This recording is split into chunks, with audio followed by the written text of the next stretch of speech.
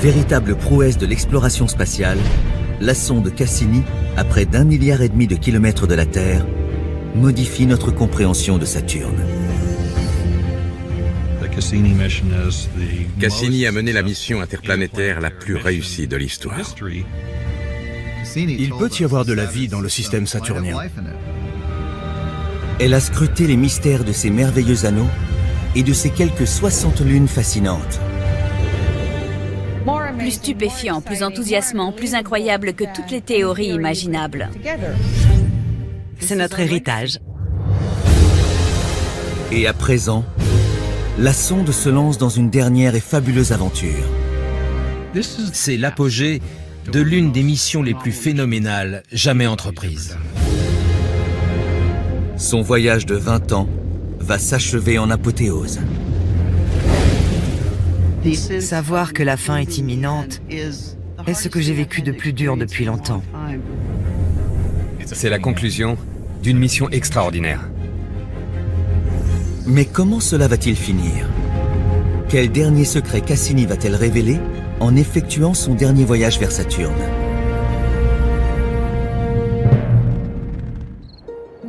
Pasadena, en Californie. Au Jet Propulsion Laboratory, l'ambiance est tendue.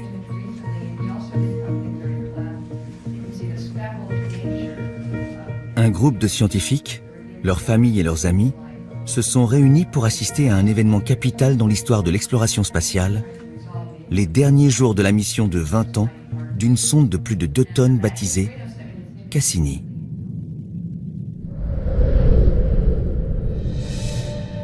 Cassini se trouve à près d'1,5 milliard de kilomètres de chez nous, au-delà des planètes telluriques Mercure, Vénus, la Terre et Mars, au-delà de la ceinture d'astéroïdes et de la puissante Jupiter. La sonde est en orbite autour de Saturne. De l'avis général, c'est la plus magnifique des planètes. Si vous demandez à n'importe qui quelle planète il aimerait voir de près, la réponse est Saturne. Saturne a quelque chose de spécial, qui la distingue même de toutes les autres planètes géantes de notre système solaire. Elle possède un extraordinaire système d'anneaux et 62 lunes d'une grande diversité. Dans un certain sens, plus que toutes les autres planètes géantes, Saturne est un système planétaire à elle seule.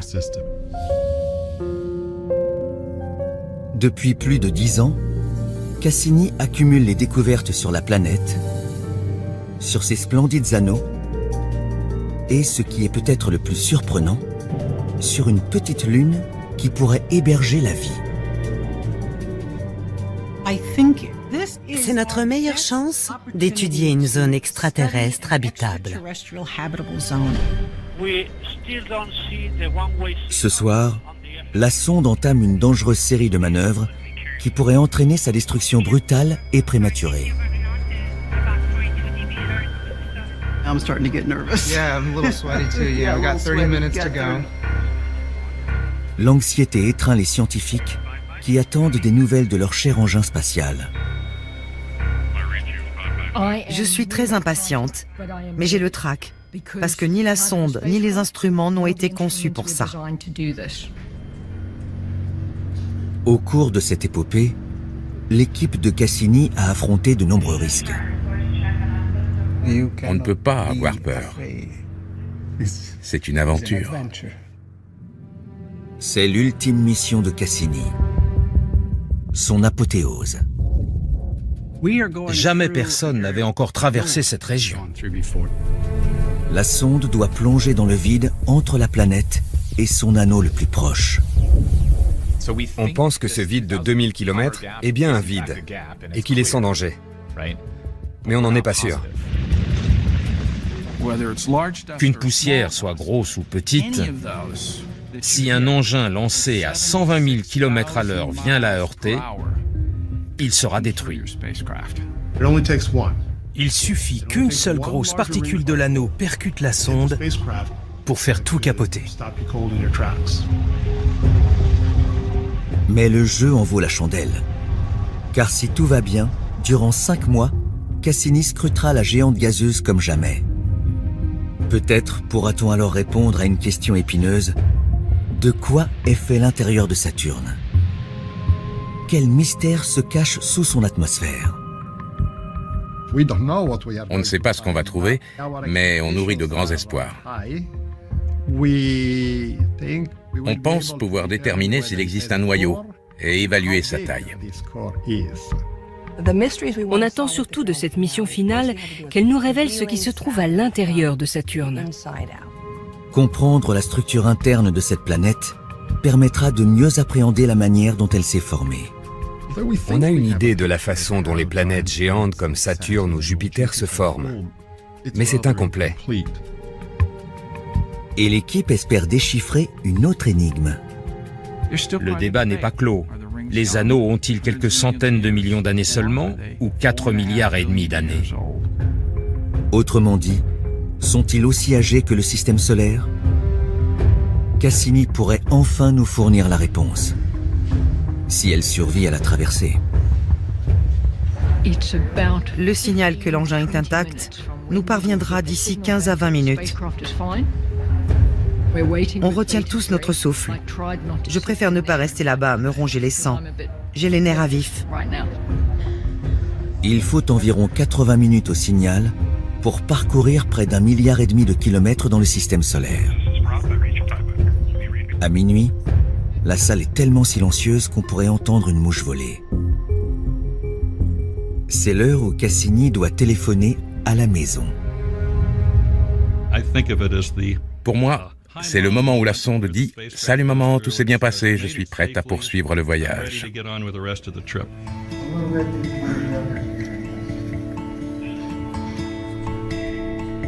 L'appel arrive enfin.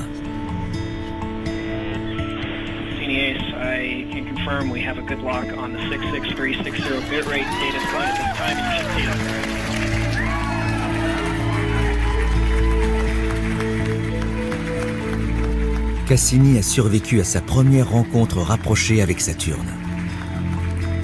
Mais ce n'est que le début de sa dernière mission.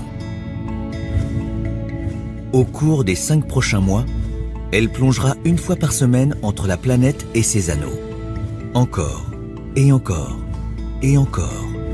On va vivre 7 secondes de terreur chaque fois qu'elle passera dans l'interstice. Chaque plongeon est dangereux. Chaque fois, on se rapproche encore plus de l'atmosphère de Saturne. Il ne faut pas être très près tant qu'on n'est pas disposé à perdre la sonde.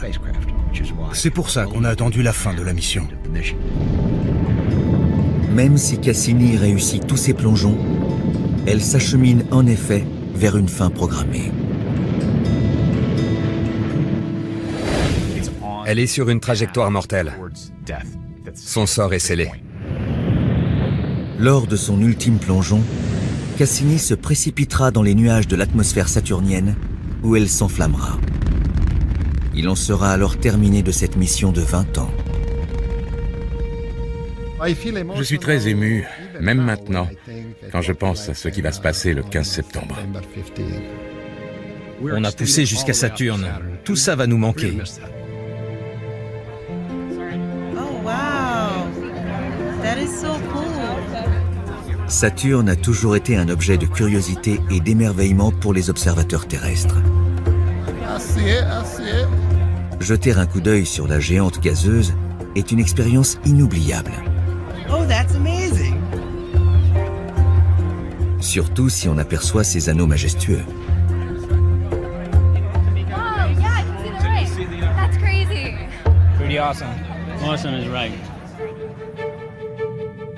Saturne tire son nom du puissant dieu romain de l'agriculture et du temps.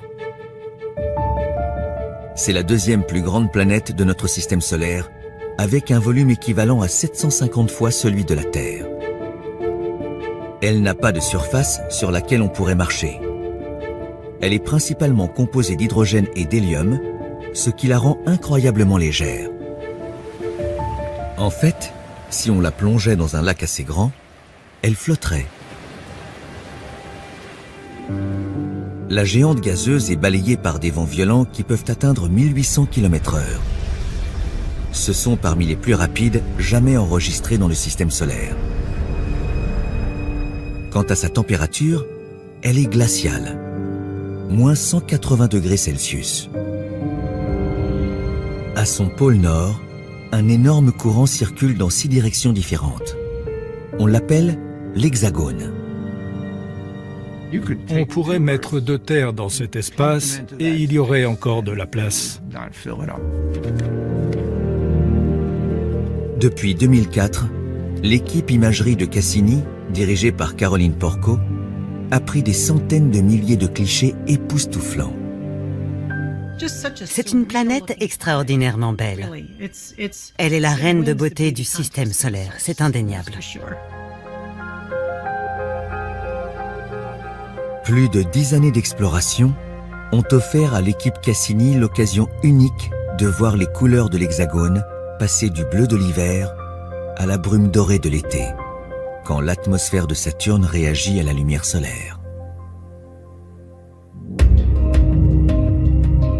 Et elle était aux premières loges pour assister à un événement historique. Il y a eu 6 orages géants depuis la fin du 19e siècle. Les astronomes les ont observés depuis la Terre. Lorsque Cassini était en orbite autour de Saturne, avec tous nos instruments en état de marche, on avait une chance sur 3 d'en voir un. Et on en a vu un. On a pu l'observer depuis sa naissance, le 5 décembre 2010, jusqu'à fin 2011. Il a fini par encercler toute la planète, la queue a rejoint la tête, puis il s'est dissipé.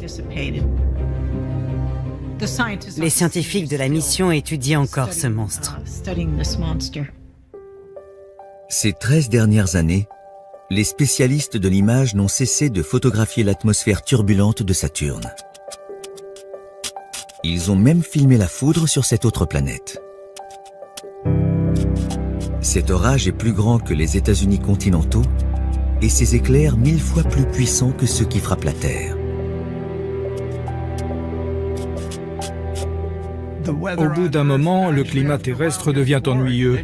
Alors on va voir ailleurs et on se dit « Non mais tu te rends compte de ce qui est possible ». Ça permet d'élargir notre vision de la Terre. Et ça nous aide à comprendre l'infinité de configurations que peut avoir une atmosphère planétaire. Une fois qu'on a compris, on peut revenir en arrière et se dire « Je vais porter un regard un peu différent sur ce qu'on observe sur Terre ».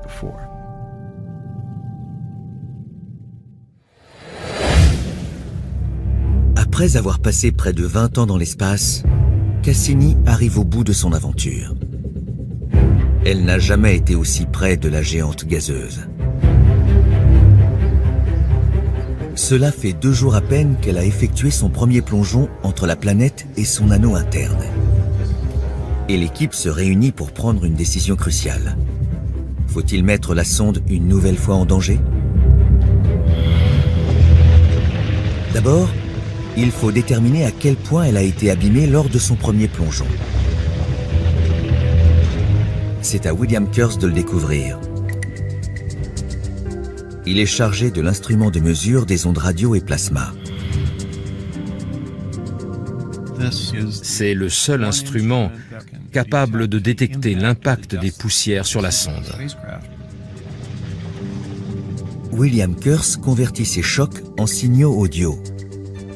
Il passe d'abord un enregistrement de 2016, effectué alors que Cassini volait à proximité d'un des anneaux de Saturne, l'anneau F.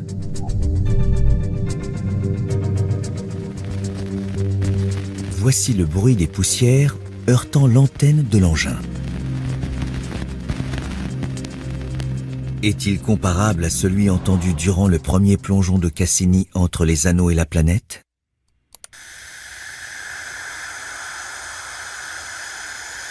Ce sifflement est produit par des particules chargées dans l'environnement. Mais les poussières sont rares. Je m'attendais vraiment à ce qu'il y ait bien plus de poussière. L'équipe a même surnommé cet espace de 2000 km le grand vide.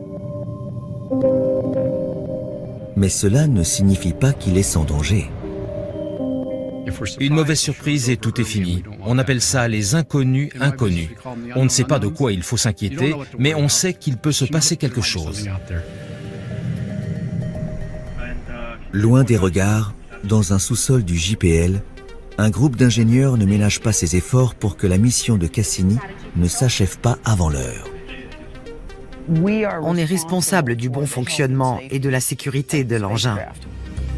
Nous sommes dans le laboratoire d'essai intégré de Cassini, ou ITL. L'ITL est la représentation de la sonde au sol.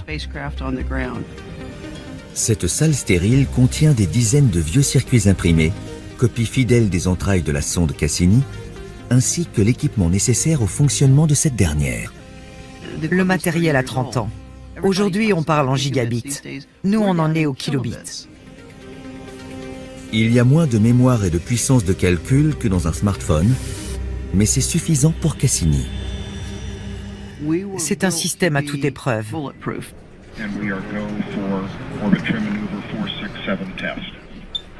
Dans la pièce adjacente, l'équipe de Julie Webster emploie ce vieux matériel pour tester les manœuvres d'urgence au cours des derniers plongeons.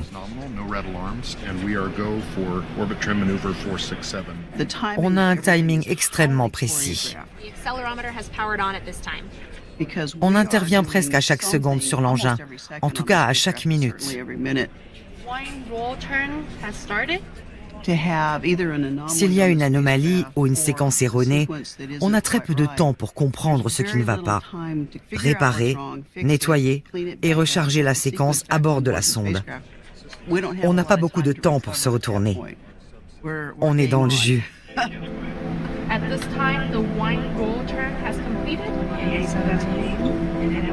Mais comment l'équipe parvient-elle à suivre un engin situé à près d'1,5 milliard de kilomètres? On a une carte d'environ 2400 étoiles.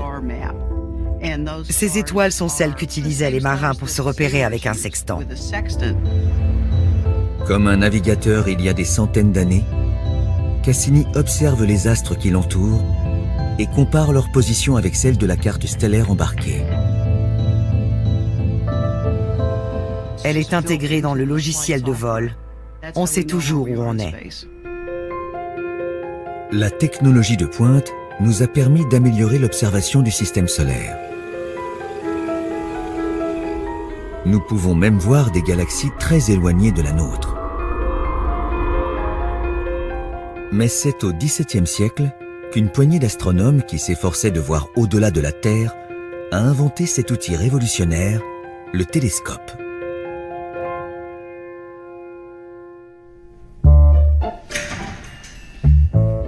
Au Musée national néerlandais de l'histoire de la science et de la médecine, on sort de la réserve l'un des premiers et rares télescopes qui ont survécu au passage du temps.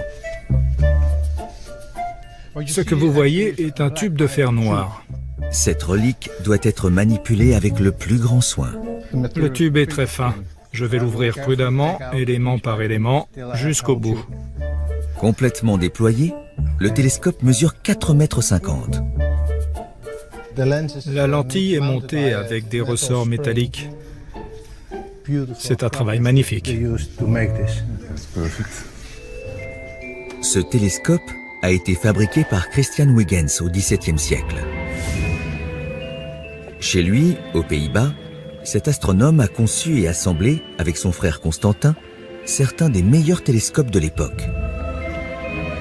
Ils polissaient eux-mêmes les lentilles.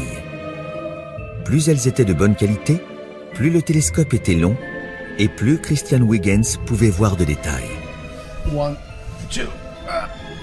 Mais il n'était pas facile d'utiliser un long tube fragile. Avec 2 ou 3 assistants pour le porter, on peut regarder dedans. Mais il ne faut pas que ça bouge.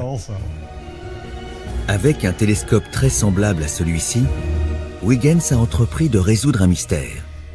Un mystère que Galilée lui-même, le premier à avoir observé Saturne, n'a pas réussi à élucider. Qu'est-ce qui dépasse de chaque côté de la planète?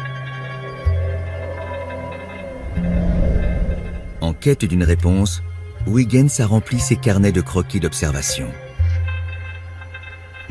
Encore Saturne, une autre nuit.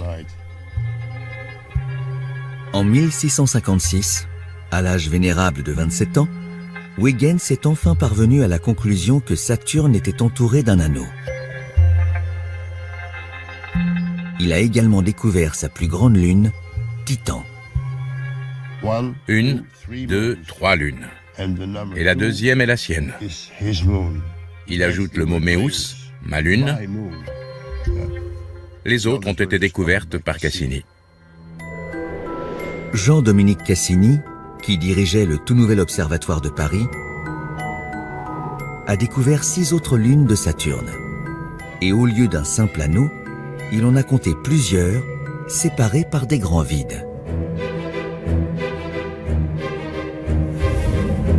Avec le temps, les télescopes ne cessent de se perfectionner.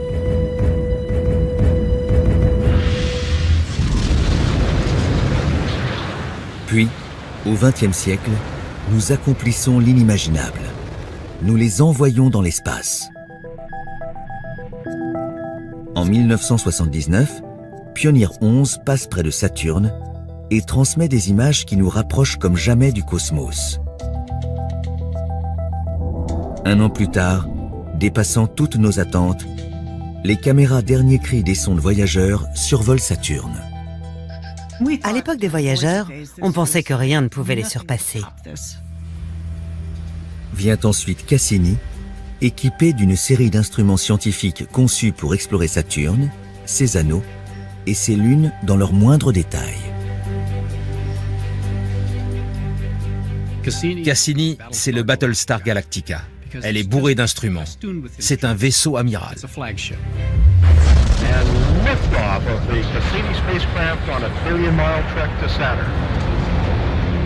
19 pays unissent leurs talents et leurs ressources pour faire décoller l'ambitieux projet. La science est internationale par définition. Dans la mission Cassini, je n'ai jamais représenté mon pays. On forme une famille. Sept ans plus tard, la sonde atteint Saturne et l'équipe se prépare à explorer l'un des objets les plus fascinants du système solaire, Titan, la plus grande lune de la planète. Avant l'arrivée de Cassini, Titan était une terra incognita. C'était donc un grand événement. Cette terre inconnue possède une atmosphère si épaisse que 25 ans plus tôt, la sonde voyageur n'a pas pu voir à travers. Elle a en revanche détecté une étonnante particularité. L'atmosphère de Titan est principalement composée d'azote, comme celle de la Terre. Cette remarquable similitude ne pouvait être ignorée. Les scientifiques brûlaient d'y retourner. Ça a l'air d'un cliché, mais chaque mission soulève de nouvelles questions. Ils sont même si impatients que l'Agence spatiale européenne relève le défi et construit un atterrisseur qui se posera à la surface de ce monde extraterrestre. Baptisé Huygens, il est blotti contre le flanc de Cassini.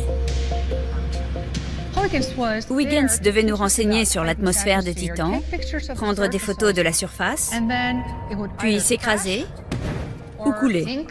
Dans tous les cas, il devait connaître une fin malheureuse. On ne savait rien sur la surface de Titan. C'était très difficile de travailler dans le vague.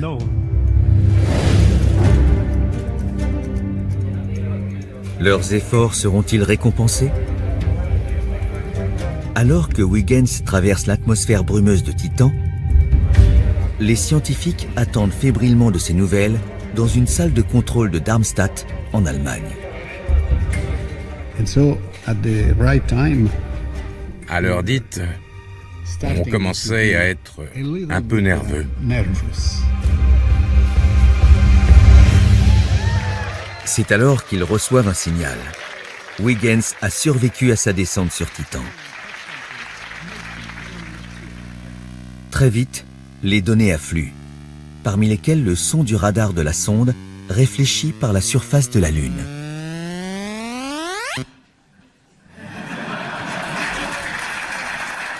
I think this is the best techno music we've ever heard. Durant sa descente, Huygens mesure des vents soufflant à 435 km/h. Il confirme que l'atmosphère de Titan est principalement constituée d'azote et contient du méthane et de l'éthane. Et enfin, il offre au monde un premier aperçu de ce qui se cache sous cette brume épaisse. J'ai cru que c'était une blague. Ça ressemblait tellement à une image de la surface de Mars. Mon collègue a dit « c'est Titan ». J'ai répondu que c'était impossible. Il y avait des pierres et elle était rouge. Il a dit « c'est Titan, tu ferais mieux de t'y habituer ». Cassini continue à explorer Titan pendant 10 ans.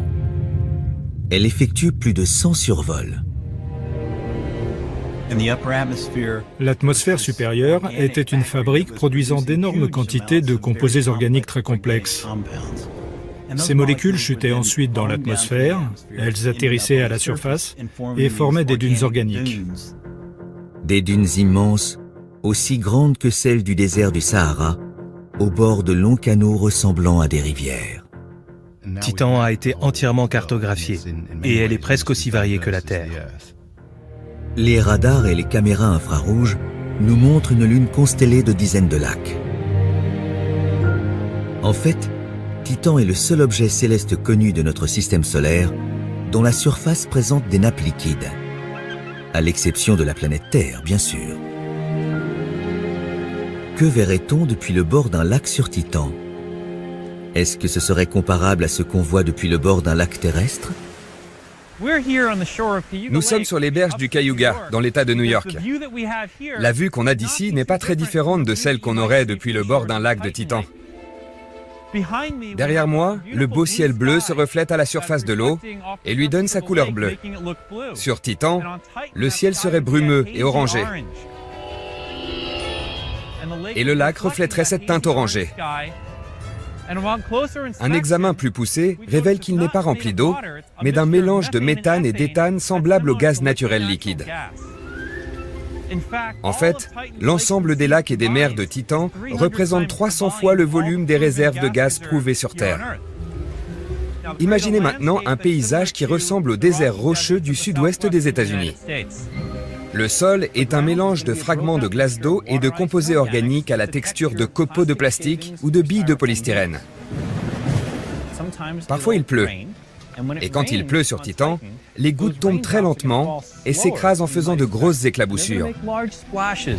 Parce que la pesanteur équivaut à 1/7 de celle de la Terre, et donc à celle ressentie sur la Lune.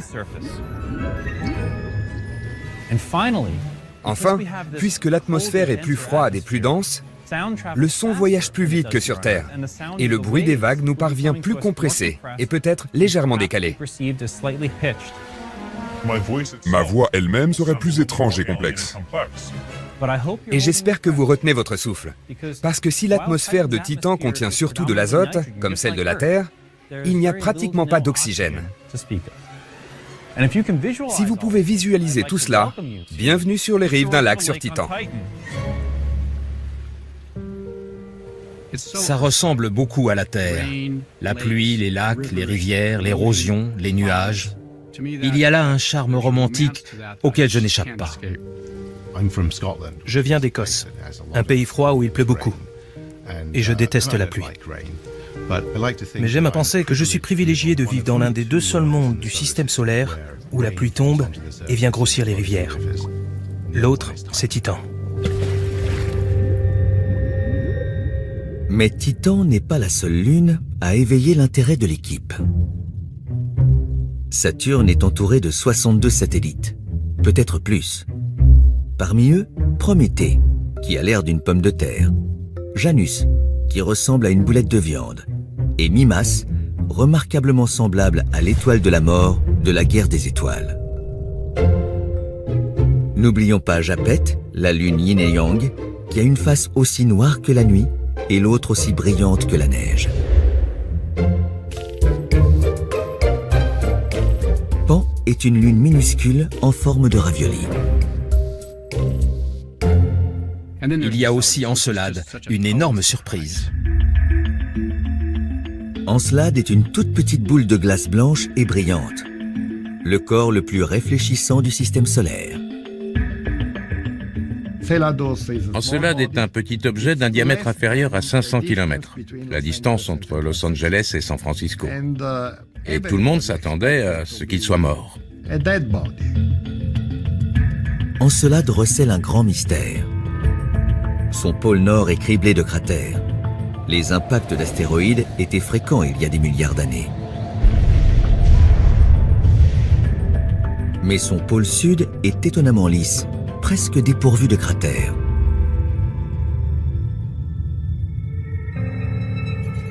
La question est, pourquoi?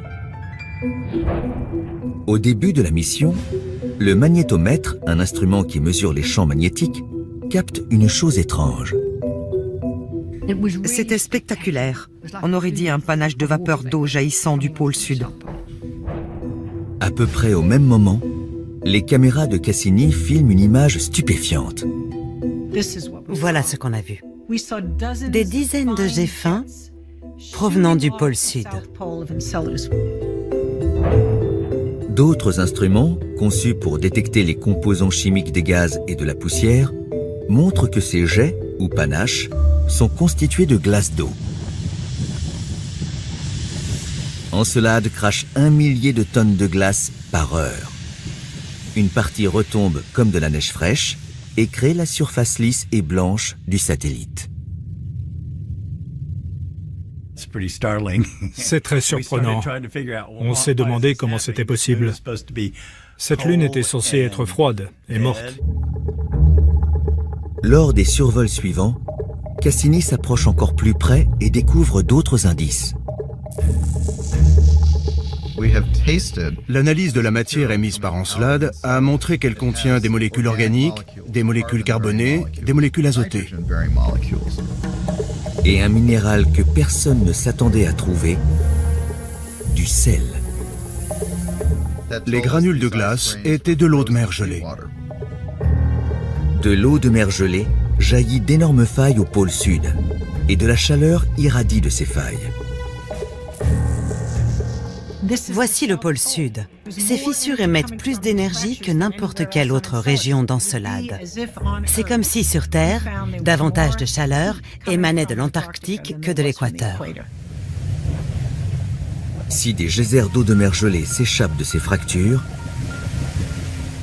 pourrait-il y avoir de l'eau liquide sous la surface gelée du satellite? Il a fallu 10 ans de données pour répondre à cette question. C'est un instrument de mesure de la gravité qui permet de résoudre le mystère. À partir du champ de gravitation, on peut déduire ce qui se cache à l'intérieur. Et ce qu'on découvre est stupéfiant. Les données gravitationnelles révèlent la présence de quelque chose de plus dense que la glace, l'eau. C'est un indice important. Il existe un océan souterrain. Un océan situé à une trentaine de kilomètres sous la croûte glacée. L'océan sous la surface d'Encelade ne se limite pas à la région du pôle sud. Il est global. Et ce n'est pas tout. On a trouvé de minuscules particules de silice. Et le plus étonnant, c'est que ces nanoparticules n'ont pu se former que dans de l'eau très chaude. Soudain, les pièces du puzzle se sont mises en place et on s'est dit qu'il existait peut-être des cheminées hydrothermales sur le fond marin d'Encelade. Non seulement il y a de l'eau liquide, mais elle est chaude. Sur Terre, on a découvert des sources hydrothermales dans les océans, des ouvertures dans le fond marin d'où jaillit de l'eau chaude. L'obscurité règne et il fait froid. Mais la vie foisonne. D'après les biochimistes, c'est dans des milieux comme celui-ci que la vie est peut-être apparue, il y a des milliards d'années. Pour en apprendre davantage, Cassini se rapproche encore plus des panaches et fait une autre découverte extraordinaire. Au cours de ce dernier survol, nous avons détecté du H2 dans le geyser. Le H2 est une forme d'hydrogène présente autour des cheminées hydrothermales terrestres. Le H2 est un nutriment pour les systèmes microbiens. C'est comme du bonbon pour microbes. Est-ce que ça pourrait être de la nourriture nécessaire à la vie? Que demander de plus? On est allé sur Saturne et on a découvert ce qui est peut-être le meilleur endroit du système solaire où chercher de la vie. Personne ne peut affirmer qu'il y a de la vie sur Encelade, mais c'est une possibilité. Non seulement les panaches d'Encelade constituent des indices prometteurs de vie extraterrestre, mais leurs particules glacées créent également l'une des caractéristiques les plus majestueuses de Saturne, son anneau E, le plus externe. C'est le seul anneau connu qui soit essentiellement formé d'échantillons de Lune.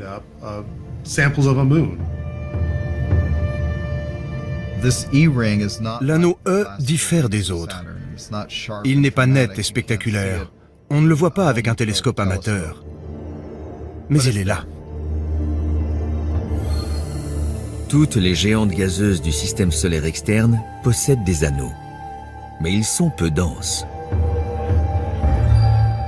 Exception faite bien sûr de ceux de Saturne.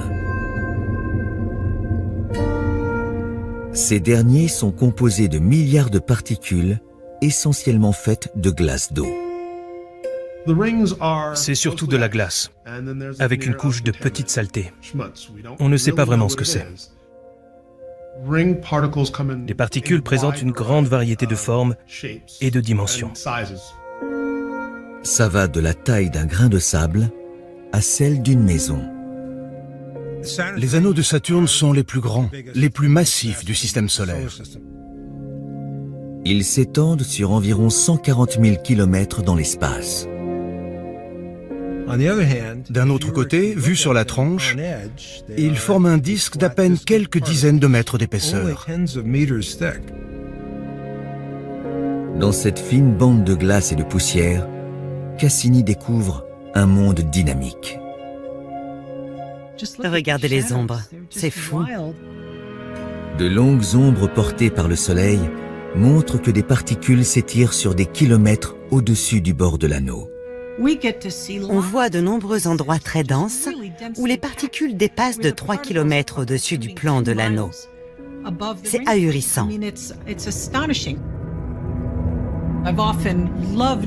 J'adore imaginer que je me trouve dans une navette spatiale en rase-motte au-dessus des anneaux.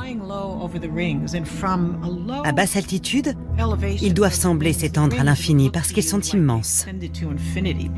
Donc en volant très bas au-dessus des anneaux, qui ne font que 10 mètres d'épaisseur, on survole toutes ces particules et on aboutit devant un mur de débris de 3 km de haut.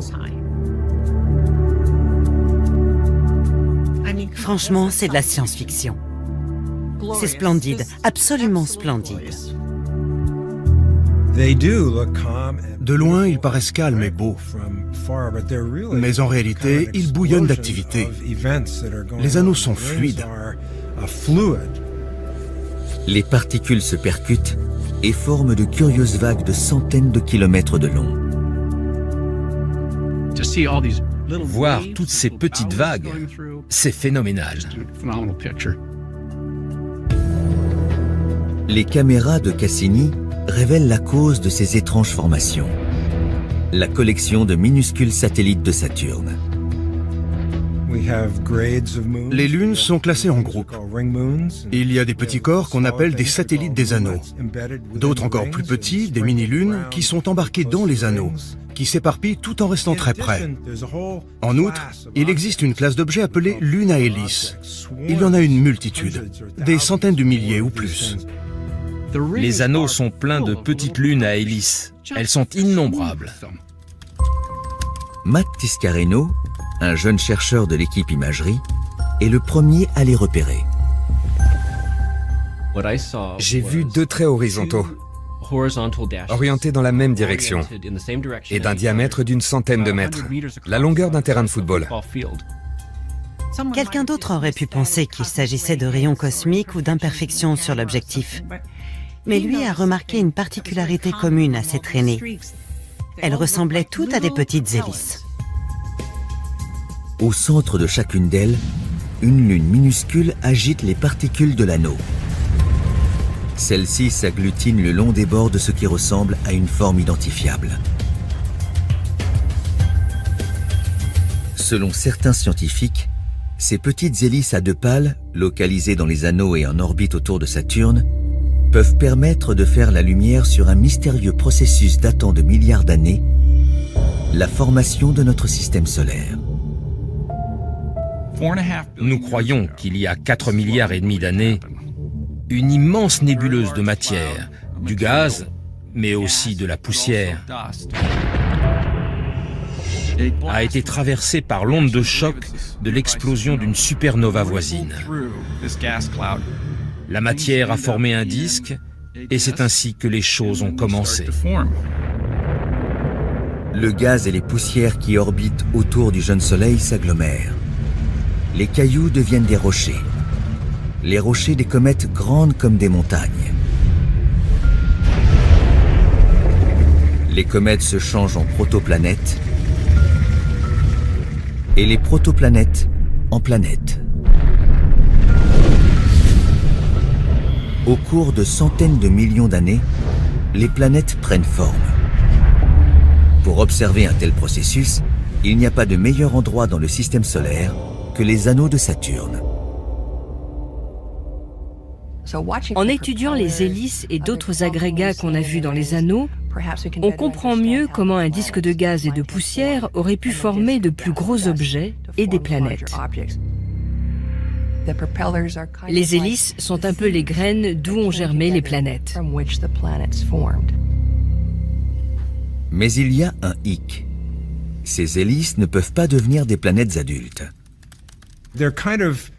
Elles sont un peu frustrées, dans la mesure où elles sont incapables d'achever leur formation parce qu'elles sont trop proches de Saturne. La puissance de la gravité de Saturne les sépare. Elle empêche les particules de fusionner. C'est comme la formation de bébés planètes, mais à un stade de développement interrompu. Ils ne grossissent pas beaucoup. On assiste là au processus initial. Il a atteint son terme dans le système solaire il y a des milliards d'années, mais on le voit à l'œuvre dans les anneaux de Saturne et c'est exceptionnel. Retourner dans les anneaux de Saturne avec Cassini nous a offert l'occasion en or de le découvrir.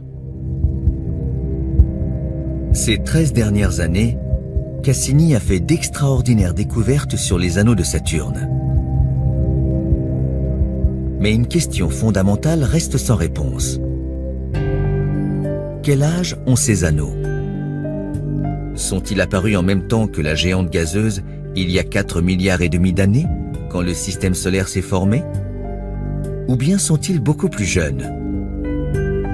Deux écoles de pensée s'affrontent. Pour nous, les anneaux de Saturne ne sont peut-être pas aussi vieux que le système solaire. Ils pourraient avoir 400 ou 500 millions d'années, être donc relativement récents. J'ai tendance à croire qu'ils sont sans doute plus vieux que plus jeunes. Alors que Cassini réussit un plongeon après l'autre, les scientifiques espèrent résoudre cette question une fois pour toutes. En juin 2017, des membres de l'équipe venus du monde entier se réunissent à l'Agence spatiale européenne à Noordwijk, en Hollande.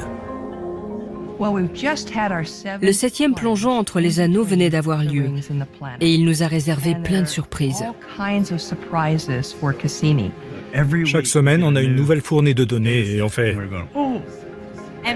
Tout s'accélère. Cassini accélère. Les données s'accélèrent, les découvertes. On ne s'ennuie jamais. Notamment quand il s'agit de sonder l'intérieur de Saturne. Pour cela, l'instrument clé est le magnétomètre, qui mesure le champ magnétique d'une planète. Mesurer le champ magnétique extérieur permet de comprendre ce qui se passe à l'intérieur. Jusqu'à présent, ce que montre le magnétomètre est tout à fait inattendu. Il y a un champ magnétique planétaire interne, mais il est très étrange. Il est différent de celui qu'on a observé sur toutes les autres planètes. Sur Terre, le champ magnétique est produit dans les profondeurs de la planète par l'agitation du métal liquide autour d'un noyau interne solide. Ça fonctionne comme une dynamo géante.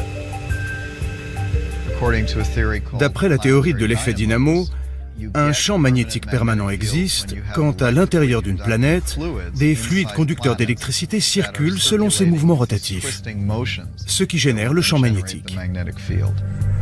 Les mouvements rotatifs au centre de la Terre créent un champ magnétique sur une déviation de l'axe terrestre. Mais Michel Doherty ne trouve pas cette déviation sur Saturne. Je dirais simplement ceci. Personne du projet Cassini n'est au courant, à part 5 membres de mon équipe. On pense, en l'état actuel de nos connaissances, que l'axe de rotation de la planète et son axe magnétique sont superposés. Le problème, c'est que ça ne cadre pas avec la théorie de l'effet dynamo, l'explication actuelle du fonctionnement des champs magnétiques. Si c'est bien ce qu'on croit voir, le champ interne est généré autrement, ou alors il est en train de mourir. Qu'est-ce que cela nous apprend sur l'intérieur de la planète? Bien qu'elle soit surtout constituée d'hydrogène et d'hélium, les scientifiques pensent que Saturne, comme la Terre, possède un noyau solide. Selon nous, il y a un petit noyau au centre de Saturne. Mais le plus intéressant peut-être, c'est qu'il serait entouré d'une enveloppe d'hydrogène métallique. Cet hydrogène métallique est probablement la source du champ magnétique saturnien. Sur Terre, le champ magnétique nous protège du vent solaire, qui pourrait éroder notre atmosphère et rendre ainsi toute vie impossible. Sans lui, notre planète ressemblerait beaucoup à Mars, qui était autrefois plus chaude et plus humide. L'affaiblissement de son champ magnétique en a fait un désert stérile. Pour Michel Doherty, les données de Cassini évoquent la possibilité que le champ magnétique de Saturne soit également en train de mourir. Si cela arrivait sur Saturne, la surface gazeuse serait éliminée. Et je ne sais pas quelles en seraient les conséquences. C'est fou.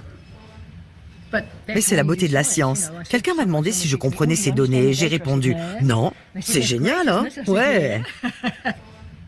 Les scientifiques sont déçus quand ils ont toujours raison. C'est un domaine où on peut avoir du plaisir à être dérouté. Ce que je préfère, c'est quand on s'aperçoit qu'on se trompe complètement. Et il pourrait se tromper sur la manière dont Saturne s'est formé à partir du disque du système solaire primitif. Ils ont supposé qu'elle était née, comme les autres planètes, de l'accrétion de poussière et de débris, puis qu'elle avait attiré de l'hydrogène et de l'hélium autour d'elle. Ils comptent sur les milliards d'octets de données qui restent à analyser pour savoir s'ils ont vu juste ou non. Il est trop tôt pour dire si ça va changer notre conception de la formation de la planète, mais ça nous force à étudier les données sans a priori afin de comprendre les observations effectuées. Et ces dernières finiront peut-être par révéler l'âge des anneaux de Saturne. Un instrument qui mesure la masse pourrait fournir des indices capitaux. L'affaire sera conclue quand on aura découvert la masse des anneaux, grâce à Cassini.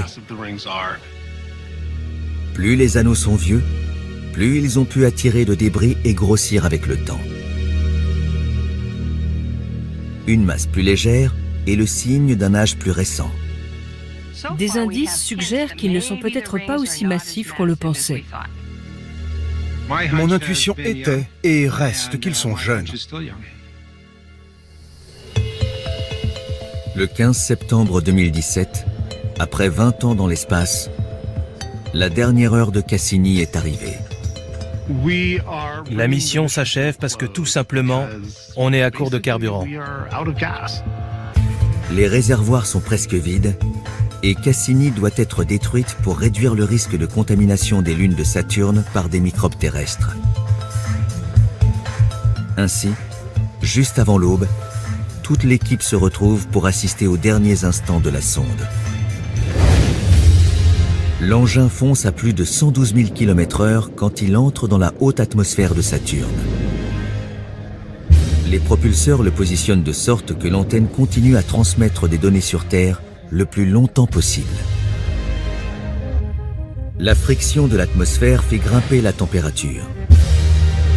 Cassini ne parvient plus à maintenir sa stabilité et la communication avec la Terre est rompue.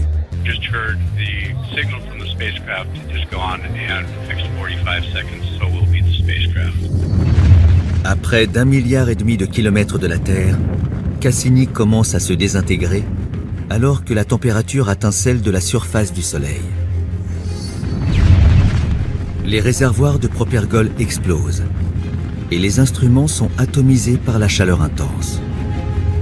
Ce qui reste s'enfonce dans la partie supérieure des nuages et Cassini se fond dans le monde lointain qu'elle a exploré. This has been an incredible mission, an incredible spacecraft, and you're all an incredible team. J'ai travaillé sur Cassini durant près de 30 ans. C'est le temps de la révolution de Saturne autour du Soleil. J'ai des sentiments mitigés. Je suis triste parce que le groupe avec lequel j'ai collaboré pendant des dizaines d'années va s'éparpiller. Chacun va poursuivre sa route. En même temps, je ressens une immense fierté car on a réécrit l'histoire de Saturne. Cassini a montré qu'il pouvait y avoir de la vie dans le système saturnien, qu'il possède des lunes aussi intéressantes que la Terre et Mars, que ses anneaux pourraient être relativement jeunes. Elle nous a appris une quantité incroyable de choses sur ce système planétaire au sein de notre système solaire. Elle a été parfaite, vraiment parfaite. Elle a fait tout ce qu'on lui a demandé. Elle a même envoyé un dernier cadeau sur Terre, ces images de l'atmosphère de Saturne qui n'avaient jamais été vues d'aussi près. C'était une machine fabuleuse. Nous l'avons exploitée à fond et ça a été phénoménal. Maintenant, il est temps de lui dire adieu.